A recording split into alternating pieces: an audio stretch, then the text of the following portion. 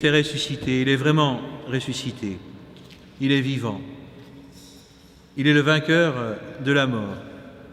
Le Père éternel, son Père, notre Père, l'a ressuscité des morts.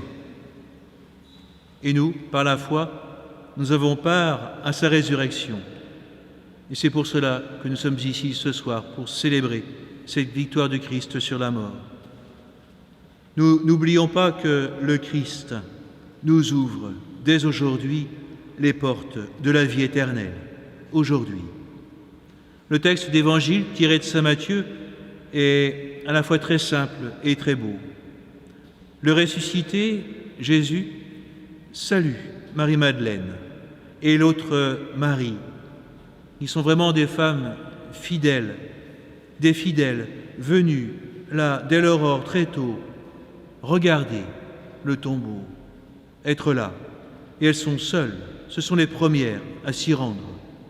Et la deuxième parole du ressuscité est pour les envoyer en mission, annoncer aux frères qu'ils le verront en Galilée, là où tout a commencé. Et Jésus dit à ces deux femmes, allez annoncer à mes frères, mes frères, mes frères. Ils sont de la famille de Jésus, sur terre et au ciel. Mes frères.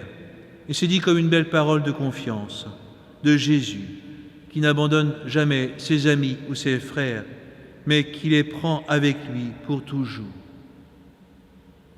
Tous ont fui au mont des Oliviers. Rappelez-vous, tous ont fui. Tous. Et Jésus, comme l'avait dit un prêtre, un bon prêtre avec qui j'étais vicaire, et c'était mon curé, il disait toujours, ce qui m'étonne, c'est que Jésus reprenne les mêmes. Il reprend les mêmes. Tout est pardonné parce qu'il les aime, mes frères. Et nous aurons sûrement ce soir une prière, bien sûr, pour les catéchumènes du monde entier, et particulièrement de Yann, de Zoé, Mathieu et Michael, les frères et sœurs qui auraient dû être baptisés ici même ce soir.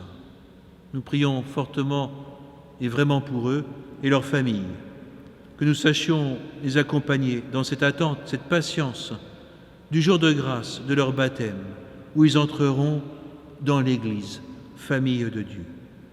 Alors oui, Christ est ressuscité. Et dans ce moment pénible du confinement et de l'angoisse chez beaucoup de gens, ça commence à être un peu long, nous demandons au Seigneur de mettre dans notre vie son espérance. Le Seigneur est le maître de l'impossible. Et Pâques, frères et sœurs, ce soir, c'est l'espérance. C'est aussi la joie, la vraie joie. Ces deux femmes, quand elles viennent au tombeau, quand l'ange leur dit qu'il est ressuscité, elles sont saisies de crainte et remplies de joie. C'est ça. Pâques, c'est d'abord la fête de la joie, celle de Dieu qui ne cesse jamais de nous aimer et de nous conduire, parce que nous sommes ses enfants bien-aimés et qui nous donne Jésus pour frère. Quelle joie!